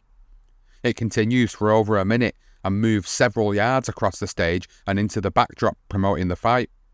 Several people lose their footing before the two camps manage to pull the boxers away. Lewis, whose jacket is ripped down the right-hand side, quickly regains his composure and leaves the arena. But Tyson refuses to calm down. So Mike was still filled with rage, and he said that his bodyguard, Anthony, told me that I was filled with rage, that I picked up a fire extinguisher and threatened to hit Ant with it. "Mike, you're not going to hit me with that," he said to me. "I ain't even worried because I love you. You love me. Put the fire extinguisher down and let's get the fuck out of here," he told me. Well, back to the rest of BBC's report, they said apparently cut over his left eye, he continues to scuffle with his entourage for several minutes. And when he finally stops being physically threatening, he begins to abuse the media. Looking agitated and angry, he grabs his groin several times and makes thrashing motions at the people in the auditorium. Well, we're going to let Mike explain this part from his book, The Undisputed Truth. Put your mother in a straight jacket, you punk ass white boy. Come here and tell me that if I fuck you in your ass, you punk white boy, you faggot. You can't touch me, you're not man enough. I eat your asshole alive, you bitch. Fuck you, you hoe. Come and say in my face, fuck you, ass for everybody. You bitch, come on, you bitch. You're scared coward. You're not man enough to fuck with me. You can't last 2 minutes in my world, bitch. Look at you scared now, you hoe. Scared like a little white pussy. Scared of the real man. I'll fuck you till you love me, faggot. So he said, I had to preen in front of the stage where all the reporters were assembled. I put my arms in the air to show off my biceps, and then I grabbed my crutch. "Put him in a straitjacket," someone yelled out. "Put your mother in a straitjacket, you punk-ass white boy. Come here and tell me that. I'll fuck you in your ass, you punk white boy," I screamed. "You faggot, you can't touch me. You're not man enough. I'll eat your asshole alive, you bitch. Nobody in here can fuck with me. This is the ultimate man. Fuck you, you hoe." Shellyfinker was trying to restrain me, but I shrugged him off. "Come and say it to my face. I'll fuck you in the ass in front of everybody. Come on, you bitch. You scared coward. You are not man enough to fuck with me. You can't last 2 minutes in my world, bitch. Look at you scared now, you hoe. Scared like a little pussy white boy. Scared of the real man. I'll fuck you until you love me, faggot." Well, Mike explained that was the audacity that Cus had instilled in me, but it was also me talking like my mama. She would just curse like that. I feel bad now about saying that to that writer. I was out of my mind, coming down off my high. Eventually Tyson did calm down and is ushered away from the stage, but not before adding another chapter to his notorious history. Harold the Shadow Knight said after the press conference that he knew, and Lennox knew, that he was going to beat Mike Tyson. It's small little things that play a big part, because if you remember, Mike was always psychologically beating guys before the fight happened, so it flipped a little right there. Well, after the brawl at the press conference, Tyson was forced to agree to pay Lewis $335,000 for biting his leg, and the payment was due for June 9th. That wasn't the last of his troubles. Mike explained what happened later that day. He said, "After the press conference, I went out to see my pigeons in Brooklyn with a friend of mine named Zip. He was really concerned. He said, 'What the fuck are you doing, Mike? You're going to blow all this fucking money,' he told me. 'You're up there acting like a nigger. They could arrest you.' 'What did I do? They attacked me first,' I said. 'Not Lewis. I heard you threaten somebody's life. If that reporter gets scared, they can put charges on you, man. Are you fucking crazy? That's almost a terrorist threat. You're a scary motherfucker, Mike. You may not be to us, but to them, you're scary. Then we flew some birds and smoked some weed, and I did some coke. He said, "You're fucking up, Mike," he told me. "Why are you doing this shit? Why are you out here fucking with these pigeons? Go back and train, man. We should be out near a beach on a yacht. Just train and fight, Mike."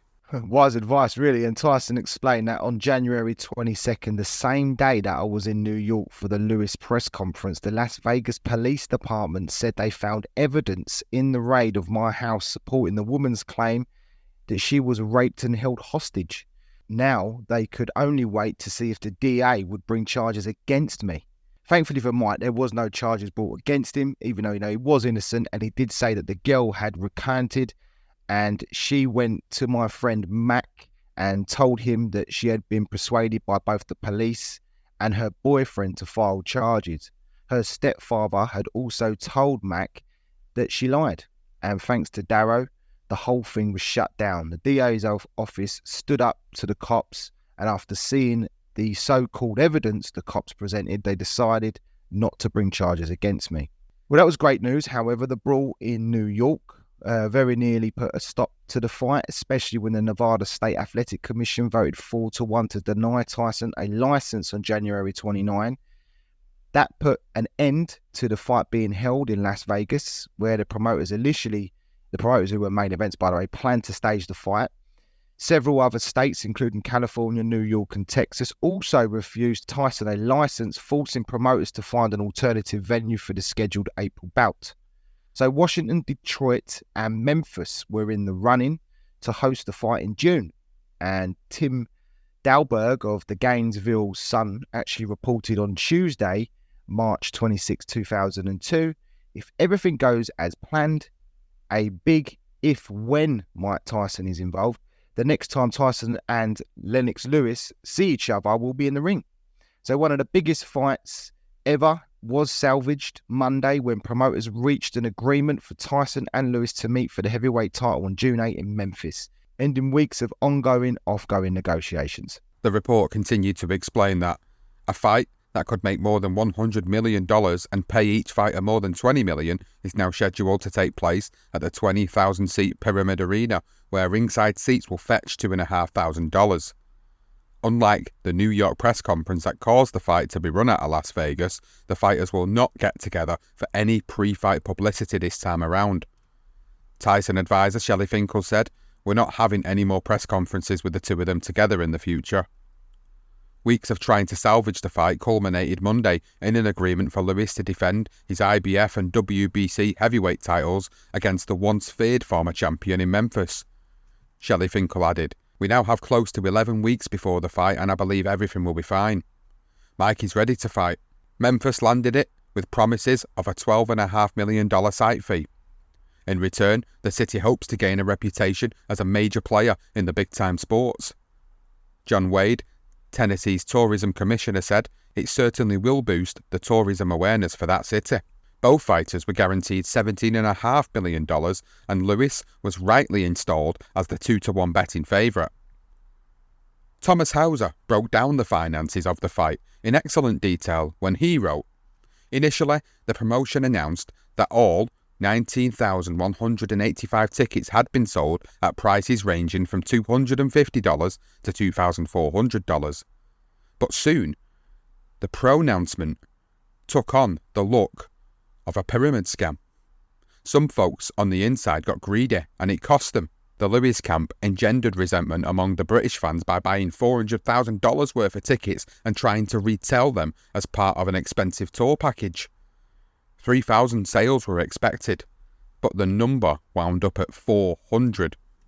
And suddenly, modern-day Paul Revere were shouting, 'The British aren't coming. The British aren't coming.'" Hauser continued, said, "Meanwhile, rumours began circulating that local promoters had held back several thousand tickets in the hope of scalping them. And on May 27th, the sellout fantasy bundle burst when 3,500 newly released tickets went on sale to the public at the Pyramid. As the fight approached, Ducats was selling at discount. By noon on June 8th, $1,400 seats were available on the streets of Memphis for $500, and $900 tickets could be had for $300. And the final announcement paid attendance was 15,327. Almost 4,000 seats were empty at this fight. The reported live gate was 17.5 million, still a record, but well below the previously trumpeted total of $23 million. So to try and prepare for Lennox Lewis, Tyson said, "I went to Hawaii for a training camp." That should give you some indication of how much I was motivated for this fight. The epicenter of some of the baddest weed in the world was there. I was smoking my brains out. Even the prospect of getting the belt back didn't mean much to me by then. I just wasn't focused at all. I was obviously fucked up then, big time. That's why I was doing weed. And the residue of coke doesn't leave your system right away, especially psychologically. Lewis was actually asked years later as well if he was ever scared of Mike Tyson, considering where he was at this moment. And he told The Guardian in 2020 that yes and no. Yes, because TV made him look like King Kong, but no, because Manny, aka Emmanuel Stewart, of course, always told me Tyson would be my easiest fight. I'd say, come on now. He's going to be a little difficult. But Manny said, no, it's your easiest fight. Well, when Lewis was being interviewed on ABC, he was asked about Tyson and what he said about eating his children, and he responded, I was really disappointed when he said that. Hopefully when we fight, he's a vegetarian at the time. The scene was finally being set, and so was the picture of Mike as the bad man and Lewis as the good guy. Tyson said, I came across as the villain, the bad man, which I didn't mind. You know, I didn't take it personally. I like getting under people's skin. Lewis added, this is the ultimate matchup between good versus evil. I look at myself as the good, and I look at him as the evil. Jim Lampley was one that backed Lewis, and he explained his feeling before the fight when he said, general sports reporters would literally giggle when I would tell them that Lennox Lewis had enormous advantages over Mike Tyson, and it was hard for me to see how Mike Tyson could ever possibly overcome them. Their general attitude was Lennox Lewis was an English guy who drinks tea, and Mike Tyson is Mike Tyson, so obviously, you're out of your mind, Jim. You don't know what you're talking about. This is clearly going to be a one-sided wipeout in Mike Tyson's favour. This is what they thought was still happening in every Mike Tyson fight. Finally, 19 years after sparring in the Catskills, the time had come for these two titans to face each other in one of boxing history's most anticipated matchups. Tyson recalled, Lennox and I fought in Memphis on June 8th.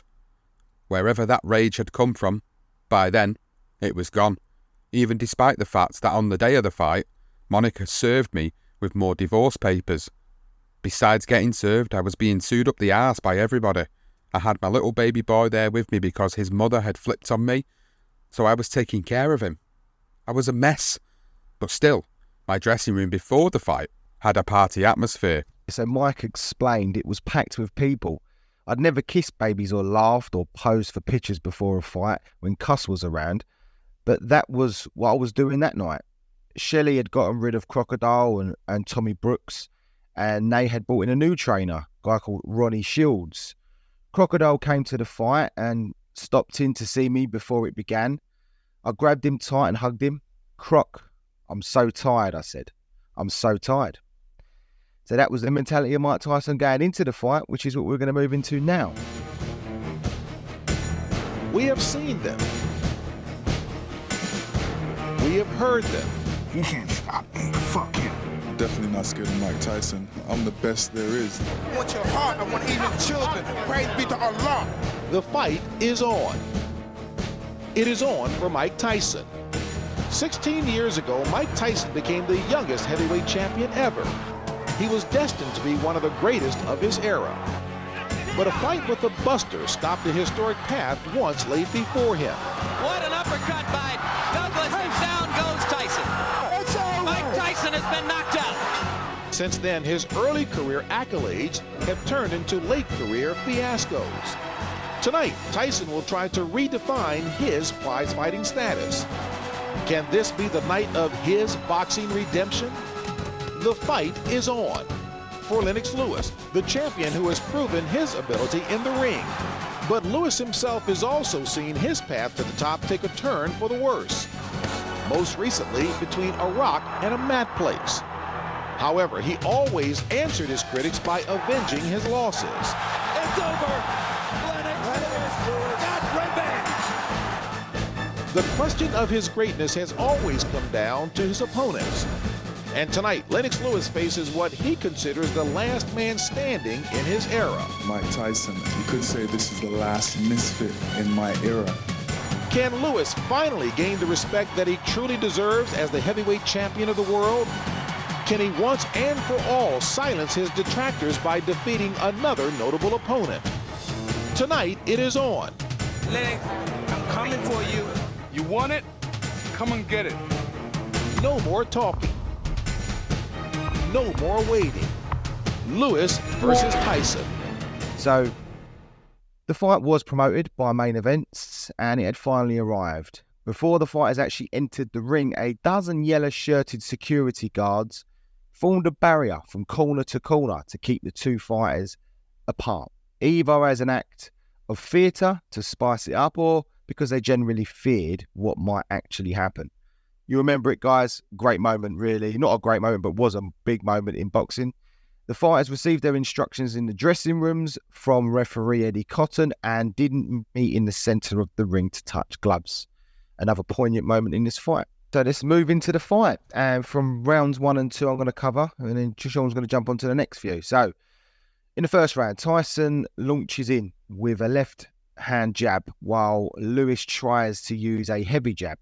But the challenger retaliates with a great left hook. Lewis lets his guard down to let Tyson in with another left hook, which effectively won Mike Tyson the first round and pretty much the only round. Tyson explained that I was aggressive in the first round, stalking him around the ring and making him hold me so much that the referee had to warn him. But after that round, something strange happened. I just stopped fighting. It was as if my mind had shut down. Well, Lewis landed 3 powerful right uppercuts in the second, and it was clear to see that his plan was to lure in Tyson in close, which worked in the second round, that the Briton certainly won in the second. So I'm going to move to rounds 3 up to 7.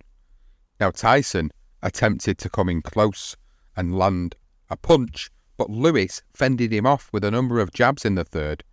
Lewis caught the American above the right eye, opening a cut which needed to be treated in between rounds 3 and 4. However, at this point, Mike was already struggling, and he said, Ronnie Shields and my other trainer, Stacey McKinley, were shouting instructions at the same time, but I didn't hear a word either of them said. It was very hot in the arena, and I got dehydrated. I just couldn't seem to start. Even still, Lewis took another blow to the chin from Tyson, forcing him to jab his way through Tyson's guard in the fourth as the former champion's face began to swell. Also in the fourth, Tyson is pushed down onto the canvas by Lewis, and he has a point deducted by the referee. Lewis was now looking for the swelling above Tyson's right eye with his jab and lands a good right-left combination which had Tyson in all sorts of trouble in the 6th round. Lewis was growing in confidence and he teed up Tyson by pushing his jab through the guard. Tyson looked jaded and it only seemed to be a matter of time before the fight was over. He admitted, as the rounds progressed, I stood there in front of him and got hit. I knew I wasn't in any condition to beat anybody, especially a fighter of Lennox's superb skill level. I had only fought 19 rounds in the past 5 years. All those years of snorting coke and drinking and smoking weed and screwing around with massive amounts of women had finally taken their toll. Tyson charged out for the 7th, but Lewis teased his rival into coming in close and he lands a right hook that puts Tyson off balance. So into the 8th round, and Tyson charged out once again to try and catch Lewis by surprise. But his reach is far smaller than that of Lewis's and he can only land body shots. Tyson suddenly collapsed to one knee as Lewis lands a lethal uppercut. The end was near as Lewis went searching ruthlessly for that killer blow, but he was actually stopped by referee Cotton, who actually began the count. Tyson had momentarily dipped his knees. They didn't touch the canvas, but he certainly needed the respite.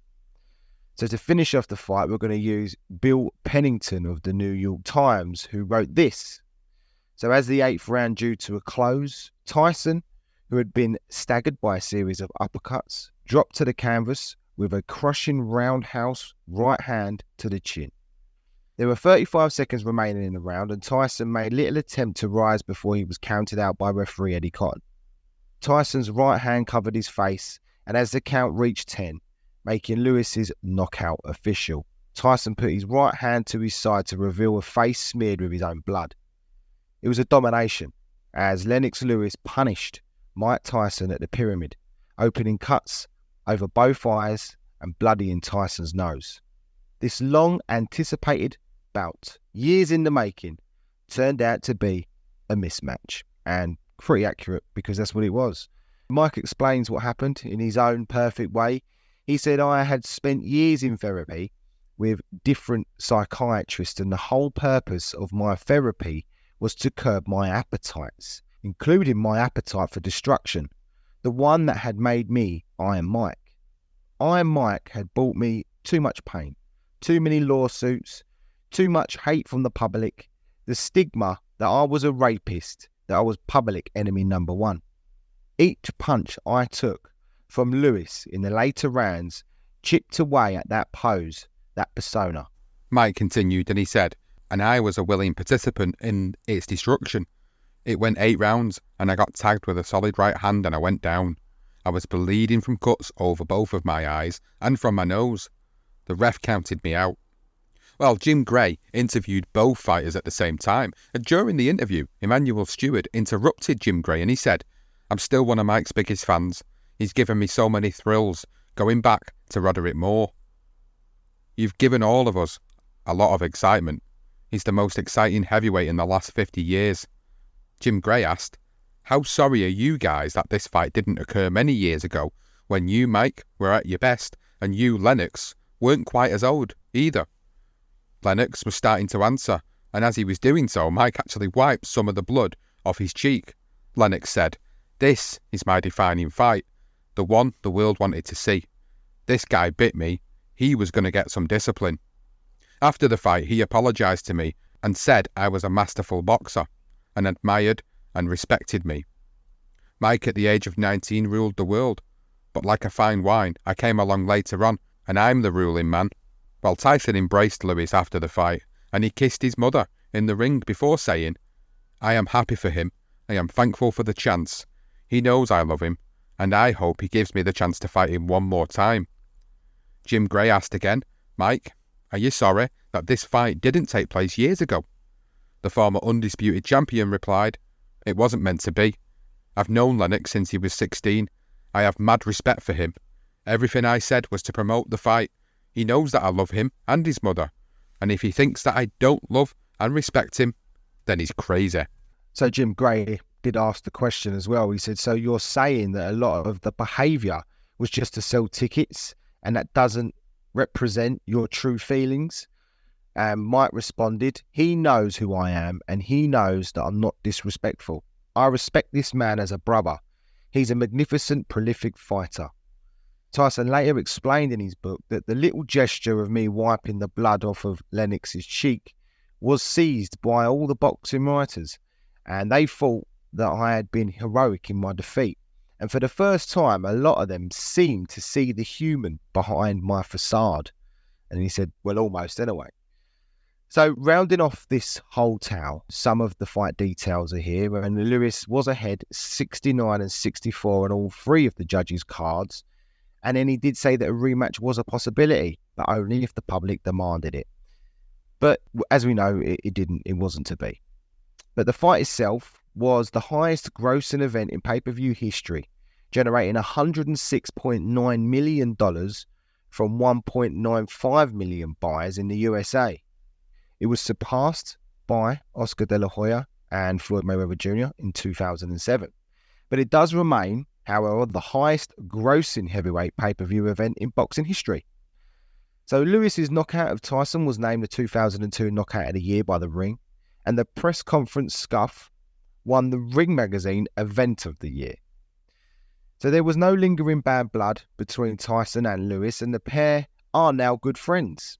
Lewis actually recalled the whole event and the era, and he said, when you understand my era of boxing, you understand the gangster side. So he was then asked if it was as easy as Manny Stewart had promised him, and apparently Lewis laughed and said no. So on August 3rd, 2002, the BBC headlined a report, and this report was titled Tyson Brawl Sparks $56 Million Lawsuit. So the president of the WBC had filed a $56 million lawsuit against Mike Tyson and Lennox Lewis for injuries he said he received in the pre-fight brawl. The article went on to explain Jose Sullivan is claiming he was knocked out, spat on and threatened in the incident at a news conference in New York in January. In Manhattan Supreme Court, papers that were made public said the 71-year-old said he was knocked unconscious when he hit his head on a table. The papers said, as a result of the melee in which Tyson charged at his British rival, Sullivan was maliciously and violently assaulted, causing him to fall and inflicting serious bodily injury upon him. The WBC president said he suffered permanent physical and psychological injuries. Thomas Diaz, Sullivan's lawyer, said Tyson first knocked out and then threatened Sullivan. He said, when he got up after being knocked out, Tyson spat on him and threatened to kill him. The lawyer said Sullivan had to undergo dental surgery after having some teeth knocked out and now suffers from ringing in his ears. Tyson's boxing advisor, Shelley Finkel, said he was surprised by the lawsuit, and he said, I will have a lawyer handle it. Now, we have actually tried to look up what happened and what the outcome was, but there is actually no information online about what happened, just that Sullivan was actually wheeled into the courtroom in a wheelchair and he hobbled to the podium on a cane. So there was no information regarding whether that was settled out of court, whether it was settled in court. We did try hard to find some information, but because it was a legal case, of course, there was limitations in being able to do that. So if anyone does actually know what happened and whether it was settled out of court and for how much, I'd be really interested to know what happened there. Well, 3 months after defeating Tyson, Lennox Lewis actually relinquished the IBF title rather than fight the mandatory contender, Chris Bird. Lewis said in a statement, my team and I had already determined that there was no public interest in a Lennox Lewis-Chris Bird bout. My decision was also based upon the fact that I believe, as I have said repeatedly, that Chris Bird offers no competitive challenge to me. Well, apparently, Lewis also accepted $1 million and a Range Rover from promoter Don King, who wanted to stage a fight between Bird and Evander Holyfield for the vacant IBF title. And chances are that wouldn't be too far from the truth, to be honest with you, but you never know with Don. But after losing to Lewis, Mike Tyson fought only 3 more times. He knocked out Clifford Etienne in 49 seconds in February 2003 before losing in 4 rounds in a real shock to Danny Williams in July of the following year, and eventually retiring on his stool after 6 rounds of his bout with Kevin McBride in June 2005. Lewis, meanwhile, retained his WBC, his IBO, and the ring belts as he defeated Vitaly Klitschko by a technical knockout at the Staples Center in Los Angeles in June 2003. Then jumping forward, on June 10, 2016, Mike Tyson and Lennox Lewis were pallbearers at Muhammad Ali's funeral, and Lewis said that he, as in Muhammad Ali, picked us before he passed away. Apparently it was said that I wasn't these guys. The guys that fought together were foes. Put them together and make them love each other and put me to my resting place. So obviously Ali's looking at his relationship with Frazier, and he see the same with Lennox Lewis and Tyson. So Mike emotionally said himself that when me and Lennox Lewis were pallbearers at Muhammad Ali's funeral, that was just a great honour for me. And he was really tearful when he said it. So in that same year, in 2016, at the Friars Club roast for Lennox Lewis, Mike was there and he said some words. This is what he said. He said, we sparred when we were kids and we became very good friends. Then he mocked Lennox's dancing, which got a bit of a laugh. We were close and he meant a lot to me because Cus was alive then, Arnie was alive then. No one knew us. We were just 2 guys coming up. He then continued with his last real mention, last real comment. It's a good comment. And he said, look at what we did and overcome. It's the biggest accomplishment. We didn't become victims of our environments. We were statistics that become specialists. And that's why we're here, really. And that's exactly what they had become. So after the speech, the two embraced to a round of applause from the crowd. We're going to jump forward a few years later after this, and Lennox Lewis actually spoke with The Guardian's Donald McRae, who wrote, "It seems apt that last Saturday night, while Tyson stepped into the ring again for a pointless exhibition against Roy Jones Jr., Lewis was on the smart side of the ropes, offering analysis for television. When we spoke first last week, Lewis was mildly amused by the prospect of two great old champions pulling on the gloves in their 50s. When I commended him for resisting all siren calls to return to the ring, Lewis joked, 'Well, I'm taking on the winner.' The line of the night actually belonged to Snoop Dogg, Dr. Dre's old sidekick, who helped commentate on the fight, and he said, 'This shit is like two of my uncles fighting at a barbecue.' When we spoke again, on Sunday night, Lewis laughed long and hard. I think my friend Snoop summed it up best. But what stuck out to me was that my son was really happy because he was back in my era of boxing. He had a chance to see a guy I boxed, so I was happy for him. As far as the performance goes, it was two aged champions giving us a bit of the past. And that's what we hope we've managed to provide you in this episode, as we bring an end to the tale of Lennox Lewis and Mike Tyson. And of course, we like to give our thoughts and feelings on the actual event, the moment in time. And again, Johnston, it's great when we get to do an episode like this, isn't it? Because it was one that we covered and we was there for. It's one that we witnessed. It was one that we was able to buy into the hype for. And in 2002, social media didn't really exist. So you were able to buy into the hype a lot more than I believe what you can do in this day and age. And I really bought into the hype of this fight, even though Tyson, as we know, was way past his prime, and Lennox was on the wrong side of his career. He was coming towards the end as well. It was still a moment in time. Like, we're never going to see Jimmy Lennon Jr. and Michael Buffer announce a fight again. We're never going to see them do that together. That was a one-off moment. It was a one-off moment for big promotional companies to come together, TV networks to come together and make an agreement on what was, at that time, the biggest fight of that generation and potentially of all time. So to be able to cover the episode and reminisce on it was really great. I've really enjoyed doing it because of the fact that it was one that I fondly remember, because it was just a moment in time, and it personally takes me back to a period of time in my life where I didn't have a care in the world. So I can kind of resonate with this period of time quite fondly, and this is why it was really good to go back and take that nostalgic trip to cover this particular fight for Legendary Nights. Really was. As you say, 2002. Oh, I mean, I remember being on a holiday with my football team. That was 2002 in the summer.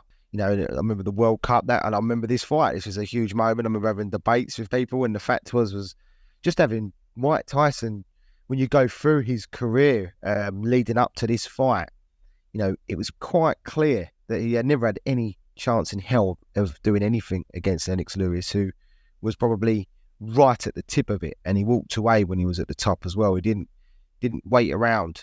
So it's always great to see that from a fighter that realises, you know what, you know, this is about it for me, and I'm going to step away from it rather than continuing like Mike did. And I mean, what I didn't know until sort of years later was the fact how he was on coke and he was drinking, he's on weed, he's sleeping about. He was just an absolute, as he even said, you know, he was on a road to destruction in a way, and he was as coked up as anything in the brawl as well, which got the event of the year. But he was out of his face still. He was, you know, he said he reckoned it's from the night before, whatever. But either way, it makes more sense now when you think of his mad rages that he was getting.